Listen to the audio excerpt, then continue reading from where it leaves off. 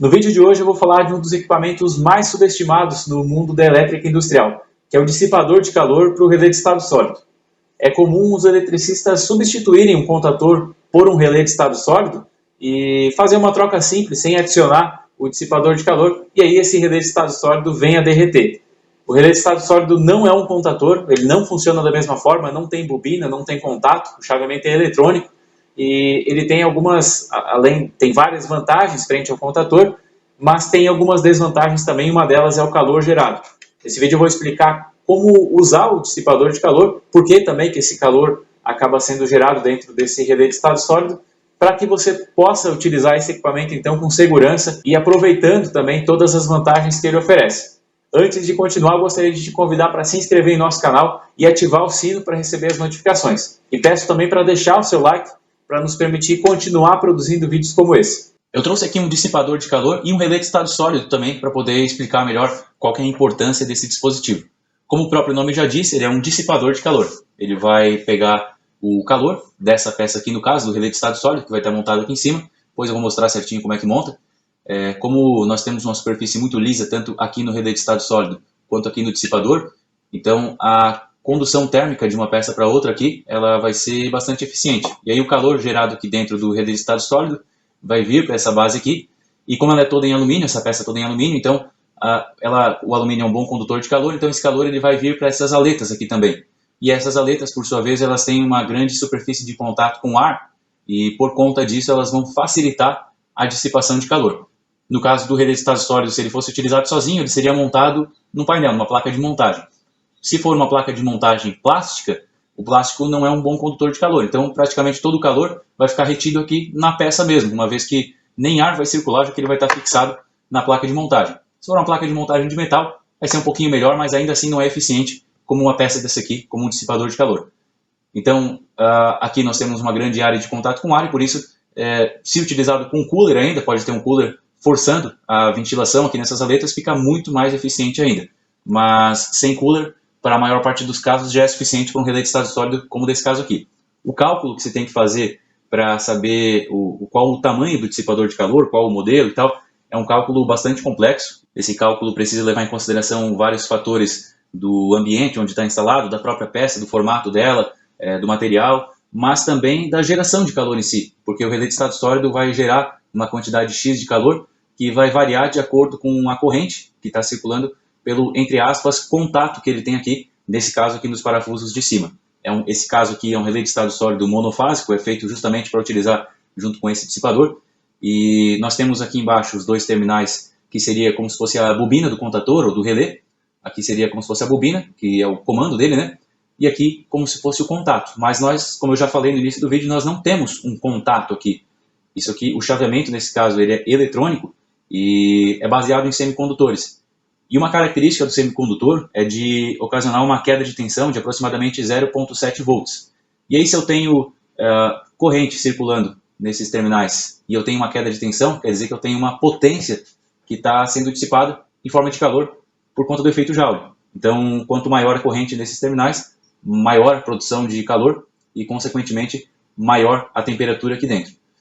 Se eu não tiver nenhum dissipador, esse relé de estado sólido, por exemplo, ele suporta até 40 amperes. Isso na melhor das condições, que é com a dissipação de calor eficiente. Se eu não tiver dissipação de calor, eu vou gerar uma quantidade muito grande de calor aqui no circuito de força desse relé de estado sólido, e esse calor excessivo, se ele não for dissipado, ele vai acabar derretendo todo o plástico aqui da carcaça e, consequentemente, vai ou abrir esse circuito de uma vez, abrir e deixar de funcionar, ou de repente fechar em curto também. Enfim, as consequências elas são imprevisíveis nesse caso, porque o calor excessivo vai derreter toda essa estrutura, e não só externa quanto interna também. Então é difícil de prever o que vai acontecer nesse caso. Mas, enfim, são danos que são causados e são irreversíveis. Não tem como consertar isso aqui depois que a carcaça está derretida.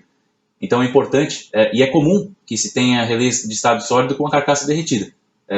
Às vezes por não utilizar o dissipador de calor, ou por conta dele estar montado da maneira incorreta muitas vezes, e o principal motivo é a falta de conhecimento. Às vezes se pensa que isso aqui funciona como um contator ou como um relé mecânico, mas não é. Ele não tem bobina, aqui é um gatilho que ele tem. Do ponto de vista do funcionamento, é algo parecido. Nós temos aqui o gatilho que quando recebe tensão libera a circulação de corrente aqui, que é como se fosse o contato dele. Mas, como eu falei, então, não é um contato, é um chaveamento eletrônico e por isso se tem essa geração de calor. E aí, quanto maior a corrente no relé de estado sólido, esse aqui suporta até 40 amperes, mas quanto maior a corrente, maior a geração de calor. Então, por isso que se eu tenho um relé de estado sólido de 40 amperes, eu vou usar para 4 amperes, por exemplo, mesmo sem dissipador ele não vai derreter, porque eu não vou estar gerando calor suficiente. O pouco calor que ele gera acaba sendo dissipado aqui na própria carcaça dele aqui embaixo, e por isso acaba não se tendo uma geração de calor excessiva.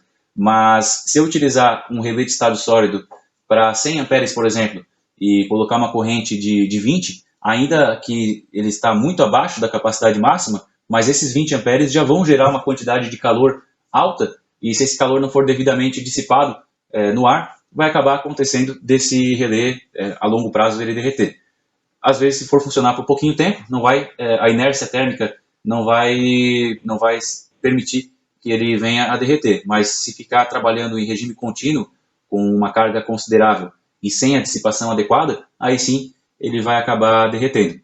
A utilização é relativamente simples, a fixação disso aqui pode ser por parafuso, ou pode ser no trilho também. Se utiliza pasta térmica, essa pasta térmica não é necessária uma quantidade muito grande, aqui eu já coloquei até demais, ele não precisa ficar babado, isso aqui não é como se fosse uma graxa. Qual que é a função da pasta térmica? A função da pasta térmica é preencher os poros e a rugosidade, tornar a rugosidade desse material menor. Apesar de parecer perfeitamente liso, mas microscopicamente falando, essa superfície é toda irregular e a pasta térmica tem a função de tornar a superfície mais lisa. Então eu vou espalhar com o dedo aqui mesmo essa pasta térmica, espalho por toda a superfície. Acho que eu coloquei até demais pasta térmica que nem precisaria tanto. Então vou espalhar por toda a superfície para ficar bastante irregular e bastante liso. Reforço então que não precisa encher de pasta térmica isso aqui, é somente para trancar esses poros mesmo e essa irregularidade. E aí eu vou posicionar o relé de estado sólido aqui em cima para depois poder parafusar ele e prender ele de forma bem rígida, que ele precisa ficar bem preso, é lógico, não precisa também acabar espanando a rosca desses parafusos aqui para poder prender, mas ele precisa estar bastante firme, porque quanto mais firme tiver, a condução térmica ela é semelhante à condução elétrica. Se eu tiver com um aperto bom, normalmente eu vou ter uma conexão melhor. Então aperto bem isso aqui com os parafusos e aí sim eu vou ter uma condução térmica satisfatória. Tendo uma boa condução térmica, então esse calor gerado dentro do relé vem aqui para o dissipador e esse dissipador vai dissipar então para que o relé possa trabalhar da maneira adequada. Nesse vídeo eu não vou falar sobre os modelos de relé de estado sólido e nem sobre o funcionamento deles, específico sobre a questão do dissipador mesmo.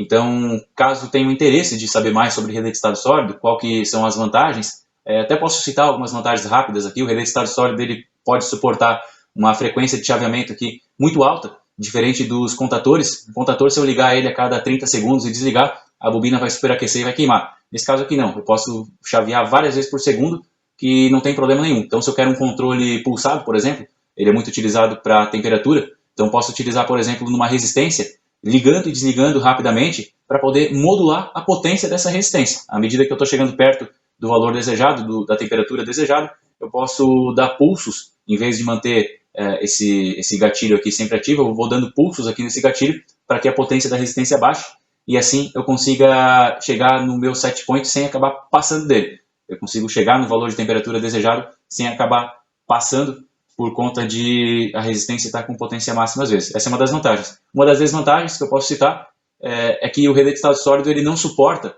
uma sobrecorrente, mesmo que temporária, assim como suporta um contato mecânico. Contato mecânico, se eu tenho um contator, por exemplo, de 50 amperes e passar 100 amperes por ele, se for por um breve período, não tem problema nenhum. Ele não vai nem chegar a aquecer praticamente. E se aquecer vai ser pouquinha coisa, justamente por conta da inércia térmica. No caso do relé de estado sólido, ele é bem mais sensível às sobrecorrentes e por isso que ele não é tão utilizado com motores. É mais difícil de ver uma peça dessa aqui, um equipamento desse aqui sendo utilizado para partir motor, porque o motor tem aquela corrente de sobrecarga que é característica na partida, né, corrente de partida, e também de alguns momentos de maior necessidade, ele acaba de maior necessidade de potência mecânica, né, a corrente ela acaba também subindo, e para o contator isso não é prejudicial, já para o relé de estado sólido sim.